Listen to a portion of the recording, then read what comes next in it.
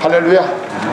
예, 감사합니다. 오늘 저녁에도 하나님의 말씀에 은혜 받는 아주 중대한 시간이 될 수 있기를 바랍니다. 특별히 예언서는 무슨 역사적인 순서대로 쭉 기록된 것이 아니기 때문에 여러분들이 특별히 이 예레미야서나 예레미야 애가나 또 에스겔서 같은 이 예언서는 여러분들이 평소에 읽을 때에도 상당히 내용이 좀 난해하고 어려운 그런 부분들이 있습니다. 그런데 제가 늘 이 구약 성경을 가지고 여러분한테 강의할 때나 설교할 때마다 이 반복적으로 말씀을 드리는 것은 이 언약을 가지고 구약 성경을 봐야 된다는 거죠. 예. 하나님이 왜 이스라엘을 사랑하셨나? 언약 때문이죠. 예. 하나님께서 이스라엘을 왜 징계하십니까? 언약 때문입니다. 하나님께서 이스라엘을 왜 끝까지 붙들고 계십니까? 뭐 때문이요? 언약 때문이죠. 예. 이스라엘이 범죄해도 하나님이 이스라엘을 멸절시키지 못하는 이유가 뭡니까? 언약 때문입니다. 예. 오늘 말씀을 다 끝나는데 이렇게 해서 그냥 갈 수는 없잖아요. 그래도 우리가 하나님 앞에 어느 정도 시간을 또 나눠야죠. 이 언약만 딱 붙잡으면 성경이 구약 성경이고 신약 성경이고 다 풀립니다. 열쇠입니다. 열쇠. 예. 그 언약이 누구 언약입니까? 예수 그리스도 메시아 언약이죠. 메시아 언약. 그러니까 이 메시아 언약을 갖다 대입하면 성경이 구약 성경, 뭐 신약 성경은 뭐 말할 것도 없고 구약 성경이 싹 풀려져 나옵니다. 왜 이렇게 이스라엘 백성들이 고통을 당할까? 하나님의 언약 백성이 우상 숭배하니까 하나님이 언약 백성으로 되돌리기 위해서 고통을 주는 거죠. 예. 그들이 하나님의 말씀으로 돌아왔을 때 하나님께서 이 세상적인 큰 복을 주십니다. 왜 주십니까? 언약 백성이니까. 그들이 하나님의 말씀에 순종하니까 하나님이 주시는 거예요. 그러니까 하나님의 계획과 목적은 오늘 낮에도 말씀드렸지만 일관되게 하나입니다. 내가 천하 만민을 살리겠다는 거죠. 무엇으로? 예수 이름으로. 할렐루야. 예, 하나님의 계획과 목적은 그거예요. 예. 그러니까 하나님의 계획과 목적은 다른 데 있는 거 아니에요. 이 세상을 하나님의 말씀으로 살리는 거야. 예, 내 말이 아니고 성경 말씀입니다. 여러분 좀 번거롭지만 요한복음 6장 한번 찾아보세요. 네. 요한복음 6장.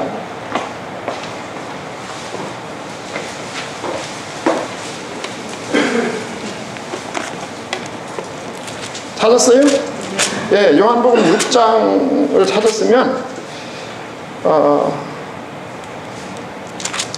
요한복음 6장 38절부터 한번 보세요.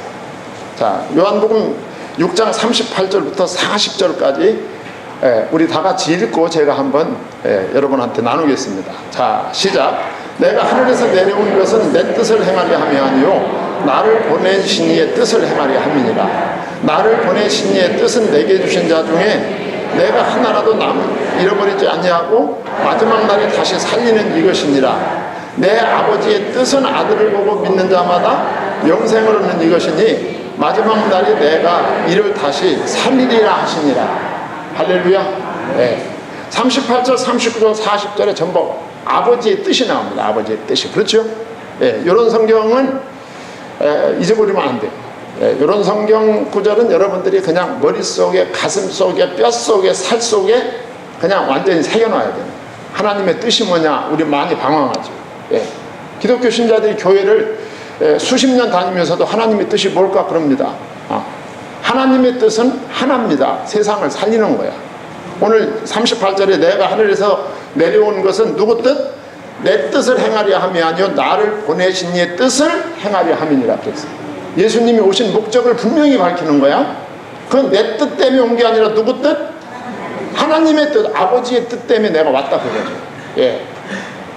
그 다음에 39절에 보면 나를 보내신 이의 뜻은 내게 주신 자 중에 내가 하나도 잃어버리지 아니하고 마지막 날에 다시 살리는 이것이니라. 살리는 것이 생명의 죽음이에요. 생명. 할렐루야. 예, 딱 해답이에요. 해답. 이게. 그러면서 40절에 내 아버지의 뜻은 아들을 보고 믿는 자마다 영생을 얻는 이것이니 마지막 날에 내가 이를 다시 살리리라 하시니라 그랬어요. 예. 아버지의 뜻은 이 세상 사람들이 아들을 보고 믿음으로 말미암아 다시 사는 것이다. 이게 하나 아버지의 뜻이다 그 말이죠. 그러니까 아버지의 뜻은 예수 이름으로 말미암아 천하 만민이 사는 것입니다. 할렐루야. 아멘. 그래서 성경은 우리에게 명료하게 이렇게 가르쳐 주는 거예요. 성경이 어려운 것이 아닙니다. 성경을 우리가 하나님이 주시는 뜻대로 성경을 보지 않기 때문에 어려운 거예요. 근데 이 성경은 뭘 말하느냐? 자, 요한복음 6장 38, 39, 40절에서는 하나님의 뜻이 이 세상 사람들이 예수님을 믿고 생명을 얻는 것이다, 이렇게 분명히 밝혔어요.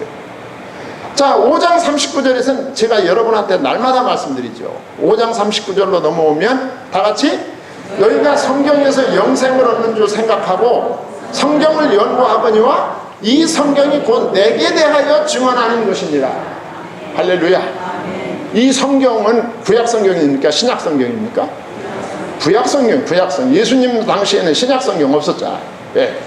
그러니까 너희가 성경에서 영생을 얻는 줄 생각하고 성경을 연구한다. 그런데 이 성경이 곧 내게 대하여, 내가 누구요? 예수 그리스도에 대하여 증거한다. 제가 제 말 하는 게 아니에요. 그러니까 구약 성경을 볼 때는 어디에서 어떤 사건을 보든지 거기다가 언약을 딱 대입하면 딱 나오게 돼 있어요. 아까 말씀드린 대로 왜 이스라엘 백성들이 고생을 할까? 언약 백성으로 빗나가서 그런 거예요. 하나님이 왜 이스라엘을 사랑할까? 하나님의 언약을 성취하기 위해서죠. 하나님이 왜 언약 백성에게 온갖 좋은 것을 주실까? 하나님의 이 살리는 언약을 실현하기 위해서. 하나님이 이스라엘을 왜 때리실까? 하나님이 이 언약을 실현해야 되는데 엉뚱한 데로 가니까 원위치시키기 위해서 때리시는 거예요. 할렐루야. 오늘 본문 말씀이 이제 지난 시간에 이어서 우리가 이 언약을 모르고 이 에스겔서를 보면 너무너무 몸이 건조하죠. 지난 시간에는 이제 뭐 삼림의 그 남쪽 삼림의 남쪽 숲에 내가 불을 내리겠다 막 말씀했어요. 하나님께서 지금 에스겔 선지자를 통해서 이 심판을 예고하는 거예요. 왜 심판을 예고합니까? 우상 숭배에 빠지니까 하나님이 이스라엘 백성들에게 약속한 그 하나님의 언약을 성취시켜야 되는데 그 하나님의 언약을 성취할 이스라엘 백성들이, 유다 백성들이 지금 우상 숭배에 빠졌단 말이에요. 그들을 되돌리기 위해서 내가 너희들을 남쪽을 내가 불을 지르겠다, 하나님께서 말씀을 하셨어요. 말씀을 하셨는데 그들이 꿈쩍도 안 하는 거야. 말로 우리들도 보통 말로 할 때 들으면 참 좋은 거예요. 그게 말로 할 때. 말로 해서 안 들으면 그 다음에 뭐가 나갑니까? 몽둥이가 나가는 거죠. 이 말로 할 때 참 듣는 게 좋아요. 여러분들이 이렇게 신앙생활 할 때도 정말 하나님이 사랑하시면 말씀으로 우리를 자꾸 깨우쳐 주십니다. 말씀으로. 할렐루야. 말씀으로 깨우쳐 주시는 거야. 근데 말씀으로 자꾸 깨우쳐 주시는데도 우리가 자꾸 엇나가면 하나님이 이제 그 다음 단계를 쓰시는 거죠. 그래서 지난번에는 지난 시간에 20장에서는 하나님이 내가 남쪽 숲에 불을 지르겠다 그랬어요. 그 유다 이스라엘을 내가 불태워버리겠다 그런 얘기 아닙니까? 이거 따지고 보면 굉장히 무서운 얘기거든요. 그런데 이제 이스라엘이 꿈쩍도 하지 않는 거야. 그러니까 이제 그 다음 단계로 넘어요. 그 다음 단계가 뭡니까? 오늘 본문 제목 심판의 칼입니다. 이 칼이 오늘 저녁에 제가 오늘 시간 관계상 본문을 짧게 읽었어요. 그런데 내용을 32절까지 다 다루는데 시간 안에 다룰 것입니다. 다루는데 오늘 본문에 보면요, 정말 막 날이 시커먼 칼이 그냥 막 춤을 춥니다. 오늘 에스겔서 21장이에요. 이게 사실 처음부터 32절까지 다 읽어야 되는데, 그래서 21장은 예루살렘에 대한 하나님의 심판을 역시 경고하는 거예요. 그러면서 그 중심점이 5절에 보면 칼집에서 빼어낸 여호와 그랬어요. 여호와 하나님의 칼집에서 칼을 뽑았다고. 그런데 재밌는 건요, 21장이 32절까지 있는데 칼이란 말이 21번이 나와요. 목사님 다 세보셨어요? 세봤어요. 칼이란 말이, 그러니까 거의 매 절마다 칼이란 말이 나와요. 예. 어떤 절은 한 절에 몇 번씩 칼이란 말이에요. 칼이 계속 칼이 나와요. 예. 우리가 하나님이 주신 의도를 모르면 이게 무슨 의미가 있겠어요, 이게. 예. 그래서 이 칼은 하나님께서 이스라엘과 유다를 심판할 것이다. 예. 47절에 보면 내가 지난 시간에 말씀드렸듯이 내가 너희 가운데 지난 시간 20장 47절 불을 일으키리라. 불을 일으키리라. 또 이런 말이 지금 에스겔서만 나온 건 아니에요. 마태복음 3장 10절에 보면 세례 요한이 그 이스라엘 사회에 나와서 말씀을 증거할 때도 이미 뭐가 나무 뿌리에? 도끼가 나무 뿌리에 놓였다 그랬어요. 예. 사실 도끼는 칼보다 더 무서워요, 사실.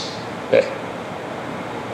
그리고 지난 시간에 말씀드렸듯이 20장 46절에서 남쪽의 숲의 불에 대한 메시지를 이스라엘이 깨닫지 못했다. 예. 깨닫지 못해서 선지자는 그 비유보다 구체적으로 확대한 메시지를 이제 계속 전하고 있는 것을 볼 수가 있습니다. 오늘 말씀을 여러분들하고 간략하게 나누려고 합니다. 첫째는 우리가 1절로 이제 17절, 1절로 7절까지 읽었어요. 자, 1절로 17절에 보면, 1절에 보면, 인자야, 너는 얼굴을 예루살렘으로 향하여 성소를 향하여 소리내어 이스라엘 땅에게 예언하라. 그랬어요. 여기 인자야, 이 인자는 누굴까요? 에스겔 선지자죠. 하나님께서는 하나님의 종들을 통해서 말씀을 전하십니다. 예. 에스겔 선지자를 부르시는 거예요. 너는 얼굴을 예루살렘으로 향하며 성소를 향하여 그랬어요. 예. 성소를 향하여 소리내어 이스라엘 땅에게 예언하라 그랬어요. 이스라엘 땅에게 예언하라 그 말은 이스라엘 백성들에게 예언하라 그 말이야. 예. 자, 우리가 생각할 때 성소는 하나님 앞에 예배를 드리는 장소입니다. 하나님 앞에 번제와 화목제와 기타 여러 가지 제사를 드리는 장소가 성소입니다. 성소. 예. 성소 안에도 지성소가 있고 성소가 있지 않습니까? 예. 그러니까 이스라엘 백성들은 아주 마음을 턱놓고 사는 거야. 왜냐하면 우리나라 예루살렘, 우리나라 유다, 이스라엘과 유다의 수도가 예루살렘입니다. 예루살렘 한 복판에 성전이 있고 그 성전 중앙에 성소가 있다. 성소는 하나님의 임재가 있는 곳이다. 그러니 하나님이 지켜주실 것이다. 말은 맞아요, 사실. 예. 말은 맞는데 재밌는 것은 인자야 너는 얼굴을 예루살렘으로 향하며 성소를 향하여 소리내어 이스라엘 땅에게 예언하라 그랬어요. 이게 지금 조짐이 별로 좋지 않아요. 예. 하나님의 선지자 에스겔을 통하여 예루살렘과 성소에 지금 심판을 내리겠다는 거예요. 이스라엘과 유다를 심판하는데 어디서부터 시작하겠다고? 성소에서부터 시작하겠다. 하나님의 심판을 성소에서부터 시작하겠다. 예. 두려운 얘기 아니에요. 두려운 얘기죠. 예. 왜 그렇습니까? 성소에 죄악이 가득 차 있기 때문에 그렇다. 예. 과거의 성소가 어떤 곳이었습니까? 과거의 성소.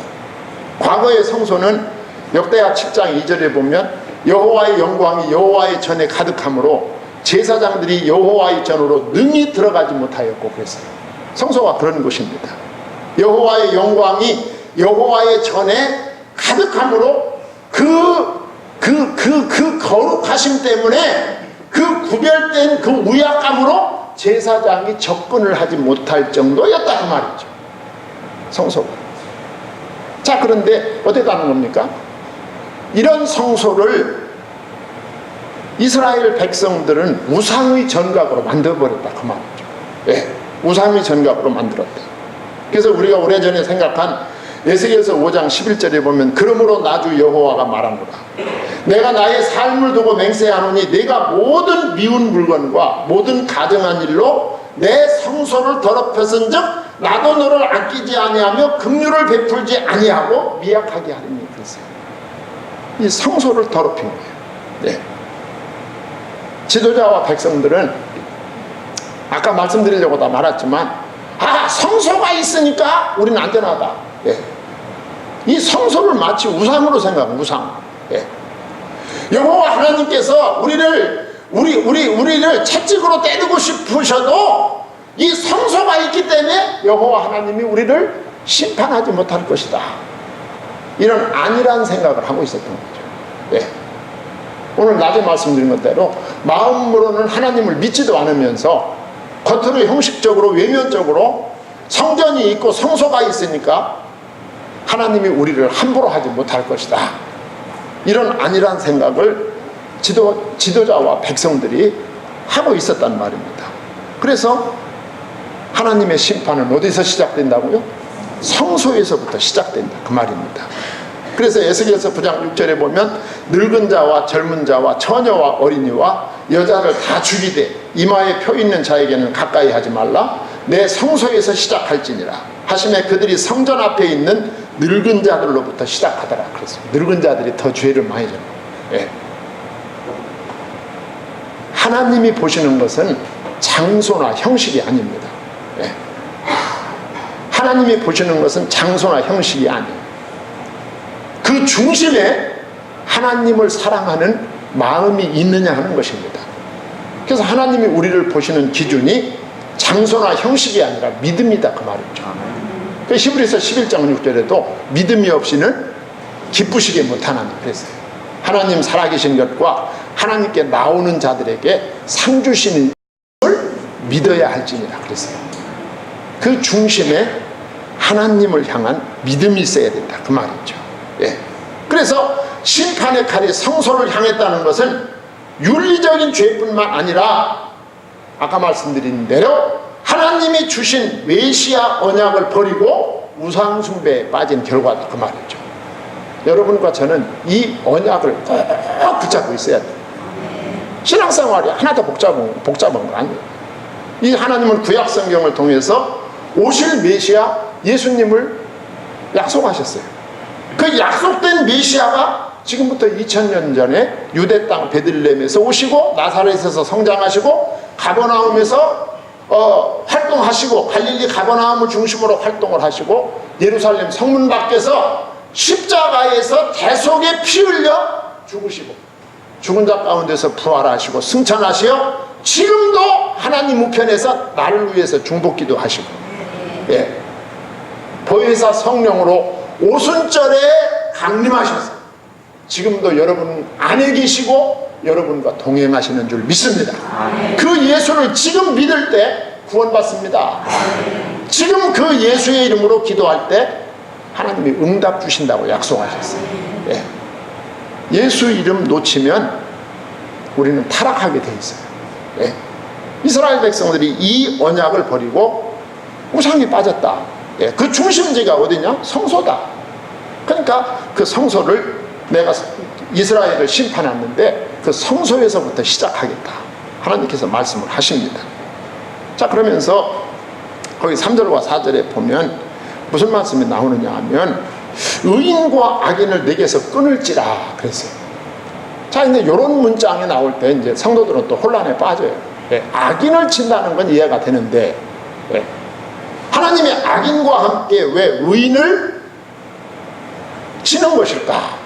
이게 이제 우리가 의문일 수 있죠. 예. 이 하나님의 심판이 의인과 악인에게 동시에 내리는 이유는 의인들이 파수꾼의 사명을 감당하지 못한 것이죠. 예. 주변 사람이 잘못된 길을 걸어갈 때 그게 잘못된 것이라고 말해줄 수 있어야 되거든요. 그런데 이스라엘의 의인들이 이 사명을 감당하지 못했다는 거죠. 예. 그러니까 이게 우리가 의인이 악인들의 잘못된 길을 걸어가는 것을 보고 방치하는 것이 오늘 우리들의 용어로 말하면 복음 전하지 않는 것입니다. 전도하지 않는 거예요. 선교하지 않는 거예요. 예. 우리가 복음을 전하고 복음을 깨달으면 제일 먼저 발견되는 것이 내가 죄인이었다는 사실이죠. 예. 내가 예수님을 믿기 전에는 죄인인 줄 모릅니다. 어젠가? 그저께인가? 우리 오상훈 전도사하고 오상윤 전도사 형제가 예, 목사고시 합격했다고 인사하러 왔어요. 예, 인사하러 와서 요 밑에 로비에 또 한참 앉아가지고 얘기를 하다 갔어요. 얘기를 하다 갔는데 오상원 전도사는 이제 어렸을 때부터 아주 이렇게 보통 사람하고 똑같이 이렇게 다 이렇게 왔잖아요. 공부하고 이렇게 왔는데 오상윤 전도사는 상당히 굴곡이 많은 인생을 살아서 짧은 인생이에요. 상당히 내가 구체적으로 말 안 하지만 상당히 굴곡 있는 인생을 살아온 거예요. 그래가지고 자기 아버지한테 나 목사고시에 합격했다고 전화를 했더니 교회도 안 나오는 아버지가 그렇게 좋아해요. 돌아다니면서 여기저기 물어도 안 보는데 우리 아들 목사라고 하고 다닌대. 아직 아니라고 오면 아니야 그건 된 거나 마찬가지야. 너무 좋아가지고 그런다. 그 전도사님이 어제 얘기했는데 자기는 그 나쁜 짓을 그렇게 하고 다닐 때도 그게 죄인 줄을 몰랐대. 내가 이제 이 얘기를 하고 그 얘기를 꺼낸 거예요. 그게 죄인 줄 몰랐대요. 죄인 줄. 그 자기가 은혜 받고 성경을 읽고 예수님 만나고 보니까 자기가 보이더라는 거예요. 내가 어떻게 살았는지를 보이고 그런 나를 부르시고 나에게 믿음 주시고 나에게 은혜 주신 것이 너무 감사하다는 거죠. 그래서 내가 그 전도사님한테 그래서 바울이 예수 영접하고 본인이 죄인 중에 괴수임이 그때 보인 거야. 내가 그랬지. 그때 보인 거야. 우리가 복음 전해야 돼. 복음 전해야 돼. 예수 믿고 구원받은 의인은 예수 그리스도 복음을 알지 못하는 주변 사람에게 그게 악인입니다. 복음을 전해야 된다. 할렐루야. 복음을 전하지 않으면 그 책임을 나에게 물을 수도 있다. 그 말입니다. 그러면서 5절에 보면은 여호와의 칼이 멈추지 않을 것이다. 모든 육체는 나 여호와가 내 칼을 칼집에서 빼어난 줄을 알지라. 칼이 다시 꽂히지 아니하리라 하셨다 하라 그랬어요. 이 불과 칼은 아까 말씀드린 대로 하나님의 심판을 가리키는 거예요. 예루살렘의 심판을 행하시는 분은 여호와 하나님이십니다. 바벨론이 예루살렘을 침공해서 예루살렘을 완전히 초토화시키지만 그 바벨론을 움직이는 분이 누구라고요? 여호와 하나님이십니다. 여호와 하나님이 바벨론을 불로 사용할 수도 있고 여호와 하나님이 바벨론을 칼로 사용하실 수도 있는 것입니다. 이렇게 이스라엘은 멸망을 당하게 될 것이다 라고 말씀합니다. 그러면서 6절에서 7절까지 보면 하나님의 그 심판으로 말미암아 이스라엘이 큰 절망에 빠질 것이다. 7절 하반절에 보면 각 마음이 녹으며 모든 손이 약하여지며 각 영이 쇠하며 모든 무릎이 물과 같이 약해지리라. 보라 재앙이 오나니 반드시 이루어지리라.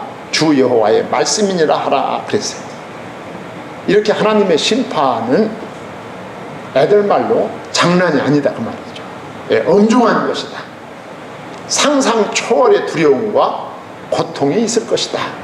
이것은 우리 주님 재림의 날도 마찬가지입니다. 예수 그리스도가 재림하는 날 믿는 자에게는 구원이 완성되는 날입니다.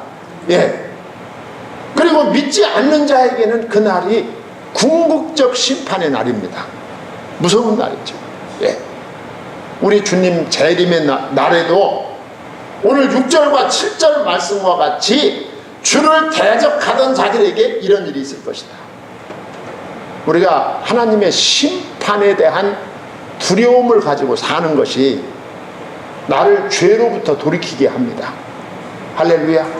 우리가 하나님의 심판을 생각하지 않는 거야.